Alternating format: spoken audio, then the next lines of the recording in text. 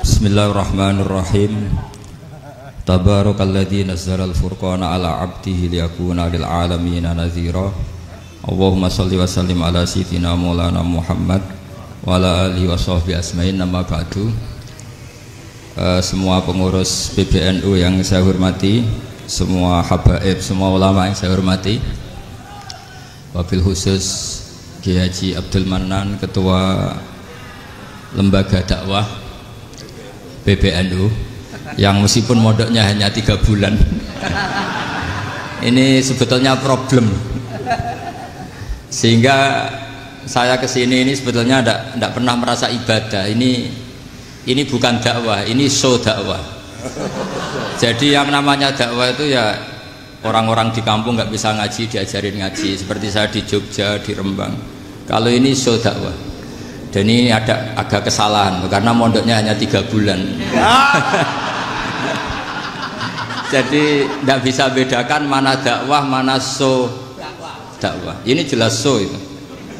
Mungkin yang benar-benar dakwah yang sekarang sedang bikin masjid di pedalaman Kalimantan, pedalaman Sulawesi, atau saudara-saudara kita yang di Korea, saya kemarin di Korea, itu dakwah betul. Kalau ini agak-agak tontonan. Ya tapi masih bagus lah, melihat wajahnya Habib, ulama itu ibadah. Tapi begini ya, yang jelas saya berharap sekali, saya diundang sekali ini saja, jangan diulang. Karena mencintai ulama itu baik, tapi ngatur ulama itu dosa. Ini jadi ini harus dicatat. Jadi Imam Malik itu kalau diundang tuh marah, meskipun yang undang itu seorang raja zaman itu, Harun ar-Rasyid. Beliau minta supaya Imam Malik baca Muwatta di istana untuk anak-anaknya, padahal seorang presiden mau ngajari anak-anaknya. Imam Malik marah, masyhur itu Daud. Al ilmu yu'ta la ya'ti. Ilmu disowani, ora kok ilmu yang sowan. Di mana-mana timba itu ke sumur apa sumur yang ketimba? Timba ke sumur. Ini agak kecelakaan. Pakai air pam. Air pam katanya. Sudah banyak air. Sehingga saya kata orang banyak itu di SK-kan PBNU, tapi itu tidak pernah saya pikir. Karena saya melakukan kebaikan itu sebelum dapat SK. Saya ngajar sebelum dapat SK, saya dakwah di mana-mana sebelum dapat apa? SK. SK saya langsung minallahi ta'ala, dari Allah Ta'ala. Jadi kalau PBNU niatnya ikrar bahwa orang yang sudah manfaat diangkat, itu saya terima. Tapi kalau merasa ngangkat saya, tak lawan di pengadilan. Karena saya sudah jadi kiai sebelum diangkat PBNU. Ya ini saksikan ya para muhibin saya. Jadi kalau SK itu ikrar, ngakui kalau Gus Bak manfaat, saya terima. Kan hanya ikrar saja, apa? Tapi kalau merasa ngangkat dari bawah ke atas, itu tak lawan sampai apa? Pengadilan, sampai di akhirat. Tersangkanya ya yang sedang jabat sekarang. Tapi saya yakin enggak. Kiai Miftahul Ahyar itu orang alim, karena alumni Sidogiri dan menantunya Syekh Duki. Di antara gurunya itu pernah mbah mertua saya, karena istri saya orang Sidogiri. Beliau juga besanan sama keluarga Lasem, saya ini Durbiah Lasem. Pak Said Akil juga orang alim, mbah-mbahnya juga orang alim. Baru kemarin nyocokkan nasab sama saya. Buyut-buyutnya beliau itu adik buyut saya, pernah cocokkan sama saya. Gus, saya sama saya tua mana? Tua saya, buyut kamu adik buyut saya, kata saya gitu. Tapi saya tetap hormat sama beliau karena ya pernah sepuh umurnya setidaknya. Jadi saya ulang lagi, ngaji seperti ini itu sebetulnya lebih ke show, pertunjukan. Supaya pertunjukan ini tidak dosa, saya isi ngaji betulan. Tapi jangan diulang. Karena biasa ngaji rutin. Saya di Jogja tafsir Jalalain sudah juz 23. Pernah khatam hikam. Sekarang Nashahul Ibad separuh. Saya ngaji di Sidogiri Itkon, di Sarang Balaghatul Quran, di Hajen Lubul Usul, tapi sarahnya yang Thariqatul Usul, sarahnya Mbah Sahal Mahfud. Jadi baru di sini ngaji bersaing sama orang yang mondok berapa? 3 bulan. Ini masalah. Masalah. Nggak boleh mondok itu harus buat tulis zaman. Tapi ya tidak apa-apa, mungkin laduni ya. Jadi kalau mondok cepet itu kemungkinannya apa? Laduni. Begini, tapi saya tertarik apa yang dikatakan Kiai Haji Abdul Manan tadi menyangkut kalimat tauhid. Saya ngaji di mana-mana bilang, kalau ngaji itu yang tahqiq itu detail. Detail itu bahasa Arabnya tahqiq. Jadi kita misalnya berpikir secara jernih, orang yang kafir 70 tahun itu pasti menjadi muslim karena melafadzkan la ilaha illallah. Dan itu bi ijma'il ulama. Semua ulama mengatakan demikian. Saya ulang lagi, itu bi ijma'il ulama. Karena mansus di Quran ada ayat kulil ladina kafaru iyantahu yughfar lahum ma qad salaf. Kalau orang yang kafir 70 tahun bisa dihilangkan kekafirannya hanya dengan kalimat la ilaha illallah Muhammadur Rasulullah. Berarti kalimat ini statusnya apa? Penghilang kekafiran, apa? Penghilang kekafiran. Lalu ada kelompok yang mengatakan gara-gara kalimat la ilaha illallah dan pegang patok nisan itu orang menjadi kafir. Ini kan jadi paradok. Lafat yang kita statuskan sebagai penghilang kekafiran dengan lafat yang sama orang menjadi kafir. Itu nggak ketemu nalar. Mbok nalar paling apapun tetap nggak ketemu. Kecuali tadi ya dalilnya pokok yang ngotot tadi. Itu memang kacau itu. Tapi alhamdulillah mereka insya Allah ya sadar. Kamu jangan bayangkan mereka tidak sadar terus, berarti kamu doanya jelek. Bisa saja mereka sudah ingin sadar, berhubung digojlok ini terus nggak jadi sadar. Jadi jangan-jangan salah kita karena sering gojlok sehingga yang mau sadar jadi tidak apa? Nggak sadar. Saya tadi jam 10 sampai setengah 2 masih ngajar di pondok saya ngajar tafsir. Masih di Rembang sana saya. Terus saya ke Semarang, Delalah Muyassar. Ya mungkin agak-agak keramat, jadi tetap jam 3:4 saya bisa ketemu Habib Umar Hafid. Saya beberapa menit ya diskusi tentang manhaj beliau. Dan kebetulan saya sering belajar kitab beliau sama alumni-alumni Darul Mustafa. Meskipun saya tidak pernah ke sana, tapi saya tahu betul madzhab beliau. Karena al-arwah junudun apa? Mujannada. Begini, saya sering dingendikani Mbah Mun, politik tidak jelas itu bagian dari kejelasan. Ini yang perlu dicatat. Jadi politik tidak jelas itu bagian dari apa? Kejelasan. Misalnya begini, siapa yang mengira Khalid bin Walid yang sangat musuhi Rasulullah, dia panglima orang kafir ketika mengalahkan Rasulullah di perang Uhud, akhirnya Khalid bin Walid masuk apa? Islam. Begitu juga Wahsy, qatilu ahabbin nasi ila Rasulillah, pembunuh Sayyid Hamzah, akhirnya juga masuk Islam. Begitu juga Abu Sufyan, dia pemimpin besar kafir Mekah ketika perang Badar, ketika perang Khandaq, akhirnya juga Islam dan menjadi mertua Rasulullah Shallallahu Alaihi Wasallam. Dari fakta ini kemudian banyak ulama alim yang ngambil sikap itu ya coro Jawa itu anggang-anggang. Anggang-anggang itu gak tegas, tapi gak tegas dari rumusan ilmu yang detail. Saya ulang lagi, gak tegas tapi dari rumusan ilmu yang apa? Detail. Bisa saja orang yang sekarang kafir suatu saat mukmin atau muslim. Bisa saja yang sekarang sedang fasik suatu saat soleh. Bisa saja yang mondok 3 bulan roh SPB NU. Sementara yang mondok lama kadang Kiai RT. Tapi itu hanya hukum duniawi. Saya yakin yang Kiai RT ini PBNU di akhirat. Karena mondoknya lebih apa? Lama.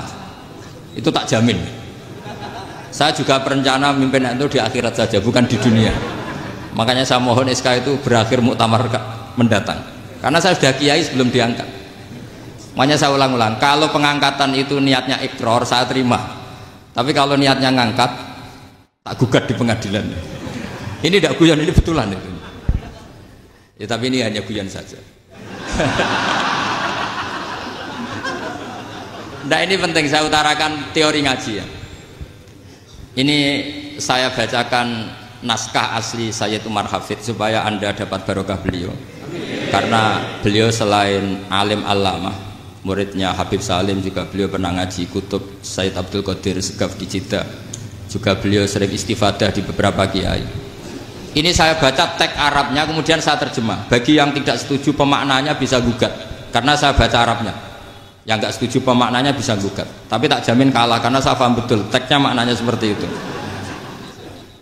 Logikanya tadi ya, ketika Rasulullah ngambil sikap tegas kepada qatilu Hamzah yaitu Wahsy, Dan ketika Rasulullah ngambil sikap tegas pada orang-orang yang mengalahkan beliau di perang Uhud, kaifa yuflihu qaumun fa'alu bi anbiya'ihim hakadha. Bagaimana mereka jadi orang benar atau orang yang dapat kebahagiaan kalau mereka perlakuannya seperti Nabi seperti ini, yaitu Nabi sujawajjuh masyhur wa kusirat ruba, yaitu Nabi itu wajahnya terluka, gigi serinya tanggal. Orang-orang seperti ini tuh nggak akan bejo kalau orang Jawa, nggak akan falah. Tapi apa yang terjadi? Allah menurunkan ayat laisa laka minal amri syai'un aw yatuba 'alaihim aw yu'adzibahum. Muhammad itu bukan wilayah kamu ngecap orang, menstigmasi orang itu tidak wilayah kamu. Saya bisa saja mengampuni mereka atau menyiksa saya itu atau menyiksa mereka itu wilayah saya, kata Allah. Saya bisa saja mengampuni mereka atau menyiksa mereka itu wilayah saya. Sehingga akhirnya apa? Rasulullah tidak ngambil sikap yang mungkin orang lain mengatakan itu tidak tegas. Tapi itu kearifan. Betul, akhirnya Wahsy malah masuk Islam. Khalid bin Walid panglimanya juga masuk Islam. Dan beberapa orang kafir juga masuk Islam, termasuk mimbenihim, ketuanya yaitu Abu Sufyan. Ini penting saya utarakan. Makanya ini saya baca pembenaran dari konstruksi pikiran tadi. Nah ini supaya khas. Ini khasnya orang mondok 10 tahun nih. Jadi ini tak baca ini. Nah, biar jelas ini nanti tagnya persis ya, tidak saya rubah. Ini di kitabnya Habib Umar Hafid, namanya itu Taujihun Nabi Limardoti Bari. Kalau diterjemah ya mengarahkan orang yang sadar, Nabi itu orang yang sadar. Ya sampai ini termasuk orang yang sadar. Limardoti Robbi menuju mendapat ridho Tuhan atau Allah Subhanahu Wa Taala. Saya baca tagnya ini di halaman 179. Ini tidak ada yang saya rubah, tidak saya kurangi. Bismillahirrahmanirrahim. Fala buddha an nuwattina qulubana ala annana khodamatu ahli hadal qaul wa yattali'u wa min qulubina annana na'taqidu imkaniyata ayyasfa'a fi ahadina yaumal qiyamati man huwal ana kafirun yuslimu faya'lu sya'nu indal haqqi fayakunu sababan li kholasika fil qiyamah yumkinu dzalik. Jadi kita para dai, para kiai itu adalah khodamatu hadal kaun. Kita ini adalah pelayan alam raya ini yang selalu berharap alam ini akan lebih baik. Orang yang sekarang sedang kafir bisa saja nanti yang nyafaati kamu di akhirat, yaitu mereka masuk Islam lalu Islamnya lebih serius, akhirnya punya hak syafaat. Sementara kamu Islam mulai kecil tapi biasa-biasa saja seperti ini, mulai dulu ngaji terus sama Ki Abdul Manan, nggak pernah yang ngisi ngaji. Itu artinya nggak ada perkembangan. Makanya saya nggak ingin ngaji lagi karena saya ingin perkembangan Anda nanti tukang mengisi, bukan yang diisi. Kalau saya nanti ngaji lagi di sini artinya Anda kalau tetap mendengarkan itu tidak ada perkembangan. Pantes saja semulang Gus Bahak sampean sing ngaji. Sekali-kali ada perkembangan, saya ngaji sampean yang mulang itu bagus ya. Meskipun itu perkembangan yang menyesatkan.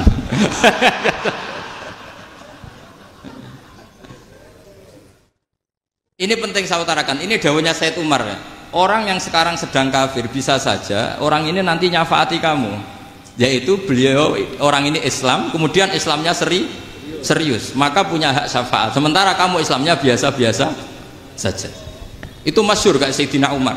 Sayyidina Umar Islam di hari itu langsung makomnya makom yang a'la, sehingga mengalahkan yang sudah Islam lebih lama. Karena Islamnya Umar itu menjadi izzatul Islam betul. Makanya jangan benci orang tegas teman-teman, kadang ya ada baiknya. Abu Bakar itu sudah Islam tapi layinal janib, orangnya santun. Kalau dipisoi orang yang menengahi lah kira-kira seperti itu. Begitu juga Bilal, Ammar, Suhaib. Singkat cerita, Rasulullah itu sering dibully ya, sering disiksa orang-orang kafir. Rasulullah berharap, wah kalau yang Islam gini terus repot. Melihat Umar ini petarung di pasar Uka, dia dapat uang itu kalau tarung, menangan. Kata Rasulullah, kalau ini yang Islam ya bagus. Beliau berdoa, Allahumma aizal Islam bi Umar. Itu kira-kira 2 hari dari doa beliau, Umar masuk Islam. Itu pertama masuk Islam itu orang-orang kafir diparani. Kalau kamu ganggu Rasulullah Muhammad tak bunuh. Semenjak itu orang kafir yang gentenan sembunyi. Sehingga kata para mereka yang Islam selalu jaya mut aslama Umar ketika Umar masuk Islam. Itu dalam 1 hari Islam itu Rasulullah sudah ngendikan Umar yang Islam sehari ini imannya kalau ditimbang separuh ahli dunia masih unggul sama Islamnya Umar. Nah, bisa saja seperti itu. Jadi saya minta sama teman-teman yang mencintai ilmu, tidak tegas itu bagian dari ketegasan dalam ilmiah. Karena kita ini tidak mengendalikan dunia, tidak mengendalikan hidayat, hanya Allah piyambak yang ngasih apa? Hidayat. Maka sikap kita laisalaka minal amri syai'un aw yatuba alaihim aw yu'adzibahum. Rasulullah yang ahabbul khalqi ilallah saja tidak boleh tegas karena semuanya potensi itu ada. Cuma kita tegas dalam kebenaran saja, tapi nggak perlu tegas dalam mengawal kebenaran. Kenapa demikian? Karena Islam ini agama yang akan dijaga Allah ila yaumil. Yang jaga Islam bukan PBNU, bukan PP Muhammadiyah, bukan kiai. Yang menjaga Islam namun Allah Subhanahu wa taala. Makanya Sayyidina Umar itu kalau disuruh mikir Islam itu nggak mau betul. Masyhur itu dalam tarikh-tarikh. Umar mimpin itu sukses, banyak futuhat. Singkat cerita akhirnya orang tuh kelangenan, wah kalau Umar meninggal kayak apa. Sehingga Abdullah bin Umar setiap jalan-jalan tuh dibully, kalau sekarang dibully. Ya Abdullah bin Umar, bapak kamu itu gimana? Sudah sepuh mau meninggal kok tidak suksesi. Kalau saja ada orang penggembala kemudian meninggalkan kambingnya di hutan, kamu anggap orang yang mudoyik enggak, menyanyiakan kambing itu enggak? Ya iya kata Abdullah bin Umar. Apalagi amru hadil umat ini mau ditinggal gelanggang, nanti suatu saat Umar meninggal, mbok ya suksesi supaya jelas. Logika itu diaturkan ke Umar radhiyallahu anhu, ke Sayyidina Umar. Pertama Umar agak tertarik dengan logika itu, lama-lama beliau marah, tidak jadi, saya tetap tidak akan istikhlaf, tidak akan suksesi, dan saya tidak akan mikir Islam katanya. Islam akan diurus oleh Allah Subhanahu. Terus beliau ngendikan, Islam ini jalan ketika ditinggal Abu Bakar, bahkan ketika ditinggal ahabbul khalqi ilallah akramul khalqi indallah, yaitu Rasulullah Muhammad sallallahu alaihi wasallam. Coba Islam dulu dipimpin Abdul Qadir ketua wali, dipimpin Wali Songo, dipimpin orang top-top. Sekarang dipimpin mondok 3 bulan jalan. Karena Islam yang ngatur Allah Subhanahu wa taala. Jadi ini penting. Loh coba ustadz tuh banyak yang nggak bisa ngaji loh. Tapi ya laku ya nggak masalah. Loh saya kemarin di Korea seminggu itu TKI jadi khotib, ada yang jadi mufti, ada yang jadi suriah. Itu ada yang di sana jadi suriah, pulang ke kampung angon kambing lagi. Loh itu teman saya kenal. Iya suriah Korea tapi artinya gini, bahkan masjid semua yang di Korea itu didirikan oleh TKI dan TKW. Mereka digerakkan Allah untuk mikir agama, karena agama ini milik Allah. TKI saja mikir. Makanya ini penting, ya dakwah tapi tauhidnya sing kenceng, jangan dakwah kenceng tauhidnya kendor. Itu bahaya betul. Saya ulang lagi ya, ini dawuh Habib Umar. Jadi kata beliau, fala budda an wattina qulubana. Kita harus yakin seyakin-yakinnya bahwa semua kemungkinan itu mungkin. Makanya masyhur dalam tarikh ketika kafir Quraisy mau disiksa oleh para malaikat karena mereka sering menyakiti Nabi, kata Nabi gimana? Jangan. Saya berharap kalau bapaknya tidak mukmin, suatu saat anaknya mukmin. Masyhur dalam tarikh. Musuh Nabi besar siapa? Walid bin Mughirah. Punya anak Khalid bin Walid. Abu Lahab punya anak Darrah, itu mukminah yang baik. Abu Jahal punya anak Ikrimah, itu mukmin yang baik. Di Indonesia lebih hebat lagi, bapaknya raiso maca Quran, anaknya hafid. Bapaknya utun ratamat SD, anaknya jadi dekan. Di Indonesia banyak orang nggak siapa-siapa, anaknya jadi presiden, anaknya jadi menteri. Artinya jangan karena bapaknya kafir kamu nganggep anak turunnya pasti selalu kafir. Teori itu sudah salah zaman Rasulullah. Yaitu Walid akhirnya punya anak Khalid, Abu Lahab punya anak Darrah, terus siapa? Abu Jahal punya anak siapa? Ini penting saya utarakan karena dakwah kalau terlalu semangat nanti kalau menghilangkan tauhid bahaya. Tetap innal huda. Uni Soviet kayak apa? Mengkooptasi negara-negara sekelilingnya sampai jadi Zuni. Tapi apa yang terjadi? Uni Soviet yang runtuh, persemakmurannya semua rata-rata jadi negara apa? Islam, kayak Uzbek, kayak Ceknya, kayak apa-apa. Karena agama ini diurus Allah. Sehingga kalau dalam, tapi kamu ngitmai agama nggak apa-apa. Makanya istilahnya Habib Umar, khodamah itu pelayan, nggak apa-apa. Kita ngitmai agama itu nggak apa-apa. Dengan ngitmai terus mikir nggak apa-apa. Tapi jangan mikir yang merasa kalau kita mati, wah nanti agama ini kukut karena saya mati. Kamu itu siapa? Agama Islam ini tidak pernah dipasrahkan kamu. Diurus oleh Allah Subhanahu wa taala sendiri. Sehingga ketika Wali Songo meninggal, agama ini tambah kuat sampai sekarang. Kecil saya itu kalau pengajian susahnya bukan main, harus izin sana sini. Sekarang setiap pengajian polseknya datang, polresnya datang. Nggak ada intel, nggak ada apa. Padahal kiai dulu sama kiai sekarang itu kira-kira alim mana? Alim kiai dulu. Mbah Hasyim Asy'ari itu ngarang kitab sampai dibaca di Yaman. Saya sering baca juga kitab beliau, Risalatu Ahli Sunnah wal Jamaah. Kiai sekarang mau terjemah aja kadang salah memahami. Tapi ya Islam tetap jalan karena Islam ini dikawal, dijaga oleh Allah Subhanahu wa taala. Maka kalau dalam cerita tarikh sirahnya Ibnu Ishaq itu, tauhid itu penting. Beliau cerita begini. Sayyid Abdullah itu namanya Abdullah bin Abdul Muthalib. Kita tahu kenangannya Rasulullah terbanyak itu bukan dengan Sayyid Abdullah tapi dengan Sayyid Abdul Muthalib, dengan mbahnya. Karena Nabi itu mulai kecil dirawat oleh siapa? Mbahnya. Yaitu yang disebut Nabi ketika 2 bulan kan abahnya sudah meninggal. Ya saya baca ya, pakai bahasa Arab biar jadi bid'ah. Nanti kalau bahasa Indonesia ada bid'ah. Tidak betul. Diba atau berjanji sebenarnya itu kitab sejarah, berhubung dibaca bahasa Arab terus kayak mantra. Terus yang belakang mau nyenggai soleh aleh, sehingga kubu sebelah bilang tuh khurafat dan bid'ah. Coba diterjemah ini, coba nanti saya baca bahasa Arab. Walamma tamma min hamli syahroni ala masyuril aqwalil marwiyatu fiya bil madinati abuhu Abdullah wa kana qad istaza bi akhwalihi bani adi minat taifatin najariyah wa makatha syahron saqiman yu'anu nasukmahu wasyakwa. Terus di pojok sana bilang soleh aleh. Pasti kubu sebelah yang liwat, wah itu khurafat bid'ah karena dianggap mantra. Padahal artinya coba sampean baca bahasa Indonesia. Ketika hamil Rasulullah umur 2 bulan, abahnya meninggal di kota Abwa. Kota Abwa adalah kota keluarga besar ibunya Sayyid Abdullah. Kebetulan pas ke sana beliau sakit sampai 1 bulan dirawat. Bid'ahnya di mana kalau diterjemah? Wong itu kitab tarikh. Makanya saya nggak tahu yang membid'ah-bid'ahkan tiba itu karena tadi. Tapi sampean juga ikut salah karena nyenggai sholawatan tok itu. Jadi makanya saya bilang tadi kalau bahasa Arab bid'ah, kalau sudah terjemah tidak bid'ah karena kelihatan kalau itu hanya kitab tarikh. Loh, coba bid'ahnya di mana? Wa ba'du fa'aqulu wa Muhammad bin Abdullah bin Abdul Muthalib bin Hasyim. Itu kalau diterjemahkan, kamu harus tahu siapa nama Muhammad. Muhammad punya abah siapa? Rasulullah Muhammad Abdullah. Punya abah siapa? Abdul Mut. Punya abah siapa? Hasyim. Coba baca gitu di kubu sebelah.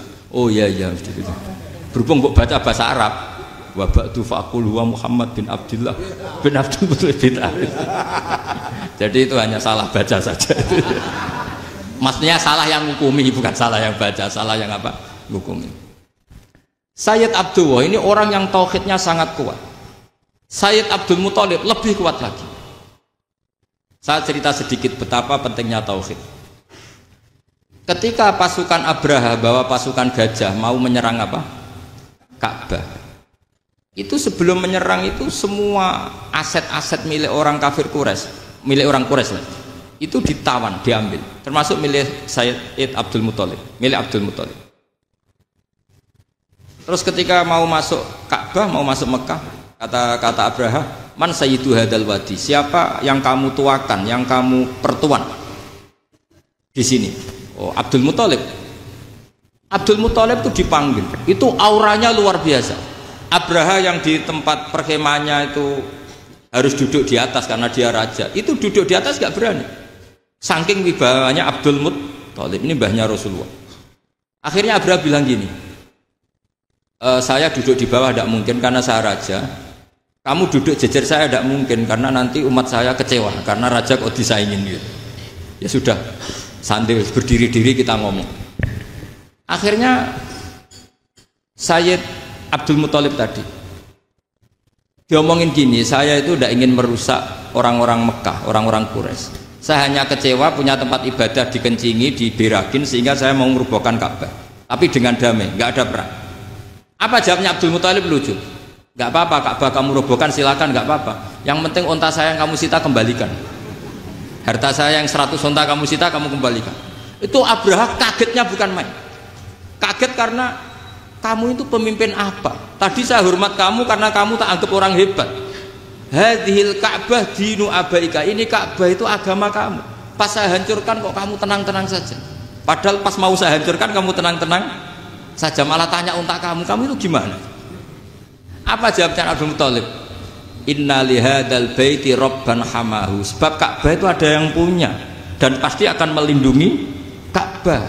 Tapi kalau unta itu milik saya, ini urusan saya, ini unta. Jadi inna lihadzal baiti rabban hamahu itu tidak milik saya, itu ada yang punya. Ya sudah, biar yang punya aja yang jaga, itu tidak urusan saya. Akhirnya unta dikembalikan, aman deh. Untung double. Terus akhirnya dia ke Ka'bah. Fa'akhudha bi halaqatil bab. Karena dulu apa itu? Halaqatil bab. Karena dulu itu yang dipakai apa itu? Pegangan itu bentuknya apa? Bulat. Makanya diistilahkan halaqah apa? Bulat. Kalau sekarang halaqah ilmiah itu seminar. Tidak. Halaqah itu buruhi lain lagi. Iya. Pegang terus bilang gini, kata Abdul Muthalib, ya Allah, Ka'bah ini mau dihancurkan oleh Abraha. Ka'bah ini milik kamu. Saya mau ke gunung, mau melihat apa yang kau lakukan terhadap orang yang mau merusak Ka'bah. Terus Abdul Muthalib bilang ke umatnya, wa ya qaumi, ayo kita ke gunung melihat ma fa'ala rabbuna, apa yang akan dilakukan Tuhan kita terhadap orang yang mau menghancurkan Ka'bah. Jadi santai saja, santai. Terus Abdul Muthalib naik gunung sama orang-orang Quraisy. Abraha datang mau merusak Ka'bah, terus terjadi alam taro kaifa fa'ala rabbuka bi ashabil fil. Itu melihat. Dan betul Ka'bah dijaga Allah. Islam juga gitu. Ketika Islam dikooptasi Uni Soviet, semua ulama, semua wali perasaannya hanya nunggu kehancuran Uni Soviet, karena pasti agama ini dijaga Allah. Saya setiap sholat, setiap munajat, ketika baca Rabbana lakal hamdu bil samawati wa mil'ul ardi. Dulu saya iskal itu janggal. Ya Allah, engkau zat yang layak dipuji, yang pujian itu memenuhi langit dan bumi. Pikiran saya kalau bumi ateis itu mujinya kayak apa? Tapi Masya Allah, ketika saya datang di Korea, bumi ateis, ternyata di sana banyak masjid, banyak tasbih, bahkan ada sakduna di sana. Karena Allah sudah ngendikan lakal hamdu mil'us samawati wa mil'ul ardi. Dan sekarang nyata, semua bumi ateis, bumi apa saja, ada tasbihnya, ada tahmidnya. Makanya sadaqallahul adzim ketika ngendikan sanurihim ayatina fil afaq walladzi arsala rasulahu bil huda dinil haqqi liyuzhirahu 'alad dini kulli. Makanya saya mohon sekali bahwa agama ini harus kamu khidmah. Tapi enggak boleh kamu pikir. Atau dibaliklah, khidmah maka memikir. Tapi tidak usah GR bahwa agama ini diserahkan sampean. Saya juga agak ridho. Agama kok diurus orang-orang kayak gini, kayak apa nasibnya? Jadi ini penting, karena rata-rata kiai alim itu tidak jelas. Terus oleh orang-orang yang nggak pernah ngaji itu, wah ini nggak jelas, nggak tegas. Islam itu harus tegas. Maksudnya tegas itu kayak apa? Tegas itu di wilayah kita. Kalau istri kamu mau diperkosa orang itu boleh tegas, itu wilayah kamu. Tapi kalau hidayat itu wilayahnya Allah Subhanahu wa Ta'ala, kita tidak pernah tahu. Bahkan yang sudah Islam saja, nyuwun sewu, itu nggak ada jaminan mati husnul. Kita tahu dalam sejarah Sa'labah itu dapat gelar hamamatul masjid, merpatinya masjid. Tapi kita tahu akhirnya Sa'labah itu apa? Su'ul khotimah. Sampai dalam Islam selalu diajarkan ya muqallibal qulub tsabbit qalbi ala din. Jadi kalau kita sendiri saja masih ingin selalu husnul khotimah, agak ada ruang untuk mudah menvonis orang lain. Makanya saya salut sekali ketika Habib Umar menulis kita semua ini mengkhidmai hadal kaun. Dan selalu berharap bisa saja suatu saat orang yang sedang kafir bisa saja suatu saat muslim. Nah soal kalau yang sama yang harbi menyerang kita ya tarung. Artinya kalau yang merangi kita ya kita wajib perang, kalau enggak ya habis kita. Seperti kita lakukan ketika diserang Belanda. Tapi ketika mereka musta'man, dhimmi, mu'ahad, orang-orang kafir yang mau berdamai dengan kita ya kita damai. sebagaimana yang dilakukan Rasulullah SAW ketika berdamai dengan kafir Quraisy yang dipimpin Suhail bin Amr. Masyhur itu dalam tarikh. Singkat cerita kan Sayyidina Ali ini pernah konflik sama orang Khawarij. Kata Sayyidina Ali, ya sudah lah, namanya kita musuhan, kita tidak usah ketemu, pakai mediator, kata Sayyidina Ali. Kata orang Khawarij, ini apa-apaan kok butuh mediator, nggak ada Qur'annya, nggak ada hadisnya. Kira-kira kalau Pak Sayyidina Ali orang Jawa, nggak ada apa tidak tahu.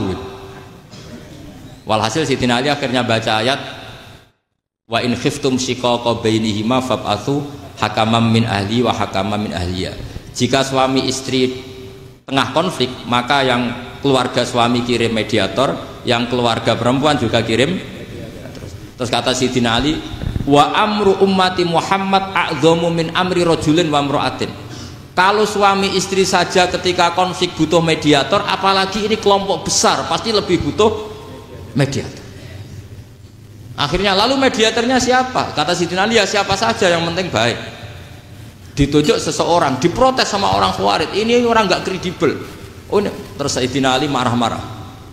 Rasulullah itu pernah berdamai dengan orang, bahkan orang itu kafir, yaitu Sulhul Hudaybiyah. Nabi itu berdamai dengan orang yang bernama Suhail bin Amr ketika itu kafir. Makanya ini menunjukkan bahwa musolahah ma'al kufar itu boleh demi kelangsungan bernegara, berbangsa. Kamu tidak usah meragukan reputasi NU. Ketika dulu kafirnya kafir harbi zaman Belanda, ya Mbah Hasim fatwa apa? Jihad.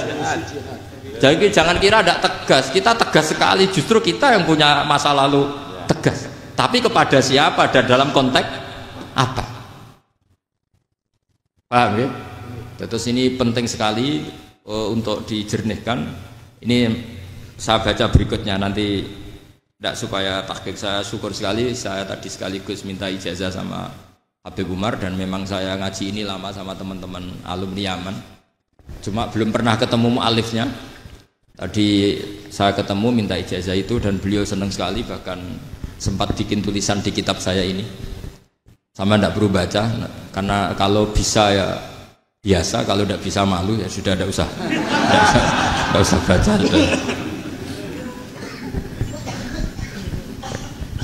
Terus ini kata beliau, ini masih saya teruskan. Nahnu min hadhil intilaqah naktasibu thabatana wa quwwata yaqinina wa illa fa fil ardi mu'aridun wa muntaqidun wa mukhalifun min akhyarin wa asyrarin sholihin wa fasikin muslimin wa kuffar. Kalau kamu punya satu metode ilmiah, metode dakwah, kamu harus siap, karena pasti ada yang menentang. Yang menentang itu ya mulai orang soleh, tidak soleh, orang macam-macam. Jadi kalau sudah punya manhaj, memang dari awal harus siap apa? Ditentang. Jadi misalnya PBNU punya kebijakan apa, ya sudah siap saja dibully. Itu pasti itu, karena nggak ada manusia semua suka, semua benci. Kata beliau, anta in kunta fi syakkin min hadzal maslak wal manhaj fattabi man syi'ta wasaha angka ghaniyah wa in kunta ala yaqinin annahu al huda wa mirasun nubuwah wa annahu haqiqatu tarjamatil ahdi ma'rab fala tata'athar min kalami ahadin yakunu mangkana. Jadi intinya kita mengawal Islam secara rahmatanil alamin itu justru kita berharap menjadi simpatik dan menjadikan mereka menjadi napa Islam. Jangan ketika simpatik dianggap gak tegas. Saya masih ingat betul dawuh Mbah Mun, hak sekseni, kata beliau. Saya masih ingat kalimatnya sekseni. Akurat tegas itu berdasar ayat laisalaka minal amri syai'un aw yatuba alaihim aw yu'adzibahum. Karena potensi sosial itu bisa rubah. Orang yang sekarang kawan kamu bisa saja suatu saat jadi musuh. Yang sekarang musuh kamu bisa saja suatu saat jadi kawan. Terus kamu ngambil sikap tegas dalam sesuatu yang nggak stabil seperti ini, lalu tegas itu kan nggak pada tempatnya. Makanya yang seperti ini kata Allah pakai asa itu menawa-menawa. Asa wahu ayyaj'ala bainakum wa bainal ladzina ataitum minhum mawaddah. Bisa saja orang yang sekarang musuhan dengan kamu suatu saat dijadikan mawaddah. Kamu udah mawaddah itu saling mengasihi. Kamu udah usah tanya, wallahu qadir, kata Allah, karena Allah mampu. Jadi dalam hukum-hukum sosial Allah seringnya bilang apa? Asa. Misalnya wa asa an takrahu syai'an wa huwa khairul lakum wa asa an tuhibbu Ya Allah wa syarrul lakum. Karena masalah sosial ini semuanya asa, yang pernah tahu siapa. Bisa saja sekarang saya Rois Surya, nanti SK-nya nggak turun lagi, tapi saya tidak apa-apa. Bisa saja nanti santri 10 tahun dipimpin 3 bulan, nggak apa-apa. Bolak-balik nggak apa-apa. Saya tidak akan kecewa. Karena masya Allahu kana wa malam yasa lam yakun. Assalamualaikum warahmatullahi wabarakatuh.